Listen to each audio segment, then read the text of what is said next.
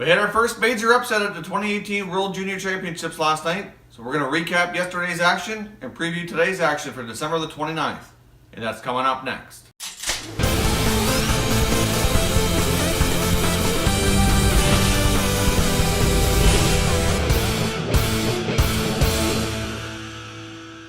Hey everyone, and welcome back to another video here at Top Shelf Hockey. If you're new to the channel, thanks for stopping by. On this channel, we review and analyze all 31 NHL teams as well as international tournaments with an unbiased opinion. So if you're a huge hockey fan, hit that subscribe button now so you don't miss anything. Okay, so let's take a look at the action from last night's World Junior Championships. We had our first major upset in the US game. We'll get to that here in just a moment. But first, let's take a look at the other games that happened a little bit more as we expected during yesterday's action. So first of all, we had the Finns playing Team Denmark. Finland came out on top by a score of 4-1. For scoring for Finland was Välimäki, Rasanen, Jokiharju, and Koponen. Sorry, some of these Finnish names are a little challenging to pronounce. So Finland obviously bounced back after losing their first game to Team Canada, looked much better, and beat Team Denmark as we fully expected. Now in other action, we had Team Russia defeating Team Switzerland. In the preview video yesterday, as I indicated, I thought this might be a good matchup. I thought, even though as I indicated Team Russia should win, I wouldn't have been completely shocked to see the Swiss team give them a good run and make it a very competitive game. Now Team Russia did end up winning by a score of 5-2. I only seen a little bit of the action myself, but Team Switzerland did look okay. But as we expected, Team Russia comes out on top to even their record at 1-1, and the Swiss go to a 1-1 record as well. The third game of the day saw Team Sweden defeat Team Czech Republic by a score of 3-1. We saw another good showing from 2018 top draft pick Rasmus Dahlin, had another great game. Also scoring for Team Sweden was Elias Pettersson and Alex Nylander. So Team Sweden's off to a 2-0 start, as well as Team Canada. So far those are the top two teams in each group. So right now they're in the driver's seat to hopefully each finish for their countries in first place in their groups. Now the big game last night, which I didn't really think was going to be all that close, but I watched the whole game and I was quite surprised. But we saw Team Slovakia upset Team USA by a score of 3-2. As the first period came to a close, we had a tie game.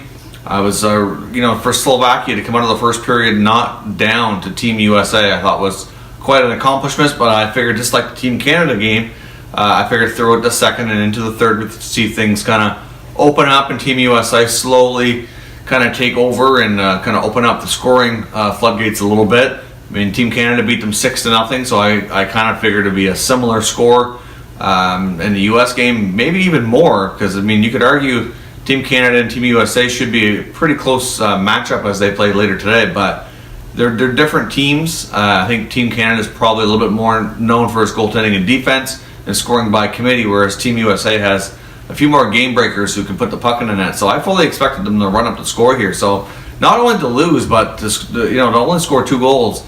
It was quite surprising. As I watched the game, Team USA, I'm not sure if they were just looking ahead to the big outdoor game today against Team Canada or what was going on, but they just didn't have things going. I mean, they didn't play a terrible game. We saw in the third period, once Slovakia scored to go up 2-1, I think there was around 7 or 8 minutes left when they scored that goal. We saw a beautiful goal, pretty well solo effort from Casey Middlestat, from Team USA. Obviously the tournament's in Buffalo. He's a Buffalo Sabres pick, playing in front of the home, basically for him a home crowd. It was an absolute beauty dangle of a goal. He went through the 2 or 3 players and deked the goalie out and scored a beauty. If you didn't see that goal, I'll try to find a highlight package of that and throw that in the description. But it was probably the nicest goal of the tournament so far. But then, a couple of minutes later, I think it was around, I don't remember the exact clock, but it was between 2 and 3 minutes to go, Team Slovakia, and another fantastic solo effort. I can't remember the guy who scored the goal, but he had a tremendous effort. He basically beat, it was all like the whole team. Like, I'm not sure what was going on with Team USA. They just looked discombobulated. I don't know. But Team USA got upset by Team Slovakia. It was a rather shocking moment, but Team Slovakia didn't let up. They just kept coming. They got great goaltending. Their goaltender was named Player of the Game, and it just goes to show at this tournament where it's such a short format that in any one game, you can see major upsets like this. I mean, usually every year we do see one or two of these. I just did not expect it to be in this particular game. Now, as I had mentioned before in one of the other recap preview videos here, I noticed that the attendance for these games seems awfully low. But the other games, because I didn't get to see much of the first U.S. game, so I had seen a lot of Canada, Sweden, and some other countries play mostly over the past 2 days until last night when I had a chance to sit down and watch the full U.S.-Slovakia game, and really the attendance wasn't much better. Like, you could see each end behind each goal was pretty well, 90% empty, and on the sides behind the benches and on the main bigger sides, like there was a fair bit of empty seats there. I would dare say, I know the arena was at maximum 50% full. I would even found my guess that it was less than that. So I don't know what's going on. I know Buffalo traditionally has a good rep for being a good hockey town. So I don't really understand what's going on. I mean, maybe if there's anything that you know, if you live in the area, or if you know anybody who's gone to be able to watch any of these games, maybe leave a comment down below and let us know what you think. I know in the past when the tournament's been in other locations, I know I've checked into trying to attend some of these games, and I can say that ticket prices are pretty crazy. It can be pretty expensive to go to these games. So maybe with the outdoor game coming up, maybe we'll see a big crowd there. Perhaps after paying to go to that game, a lot of the other locals or people who live close enough to travel there didn't want to pay a lot for a lot of the other games. I don't know, but I know typically for this tournament you can buy tickets in bulk, like in packages and stuff. There seemed to be a fair bit of Canadian people even at this game.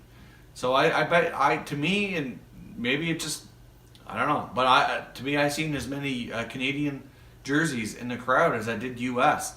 So for the U.S. to lose to Slovakia, I know one thing, and when you're the host country, it's nice to have the support from your local people and your home country crowd, and they have not been getting that. I know when the tournament's been in Canada, the last few years we've seen it in Toronto, Montreal, lots of other Canadian cities have hosted before, and those arenas are packed. As much as you can complain about the price of the tickets, enough people shell the money out and they go and the arenas are full. So I don't know what's going on. Clearly from an attendance perspective, I would say that the IIHF and everybody involved are probably not too pleased, and I'm sure Team USA would like to have more home support at the rink from their home crowd. So we'll see today as they play Team Canada. So let's take a quick preview of today's schedule. There's only 2 games on the schedule today. Early today, we're going to have Russia versus Belarus. Obviously, that's a game that the Russians should win, just like we mentioned yesterday. They should beat the Swiss, and they did. So they have a 1-1 record. They really should beat Team Belarus as well to go to a 2-1. So we'll see what happens there, but I don't expect an upset, but you just never know. After what happened last night, anything can happen. Now, the big marquee game today is Team Canada versus Team USA outdoors at the football stadium there in Buffalo. That should be an excellent game. These are two big-time rivals that have played a lot of big games for medals and preliminary games in the last number of years. At one point in time, it was Canada-Russia was the big rivalry, and as the U.S. has improved and built up their program, that has slowly become Canada-U.S. as the big rival there. So should be fun to watch. First time ever in World Junior history that we'll see an outdoor game as part of the tournament. I know there has been some concerns over the weather. It's supposed to be a chilly day there in Buffalo, which is really not much of a surprise for the time of year. I believe they're expecting weather around minus 12 degrees Celsius. So we'll see. I know the players had a chance to check out the rink and determine what they're going to wear and whatnot to be ready as they can. There was some concerns over the ice. I know when Team USA had a chance to practice the day before, they seemed to have concerns the ice was chipping quite a bit. So we'll see how the quality of ice is. I know they were able to do some things to improve it, as when Team Canada had a chance to practice on it yesterday, they seemed to think it was a little bit better than what the U.S. had thought. So I guess we'll see just how good they can get the rink in place here. But hopefully the ice holds up good quality. You'd hate to see a lot of bumps and chips and things like that make poor quality of ice, because you don't want to have the ice be at fault for any turnovers or goals or cause any issues here. But that's the big marquee game going on this afternoon. So if you have a chance and you have any opportunity at all, check that out. Should be the best game of the tournament, at least in the preliminary rounds for sure. And we'll see what happens. So it should be a fun game.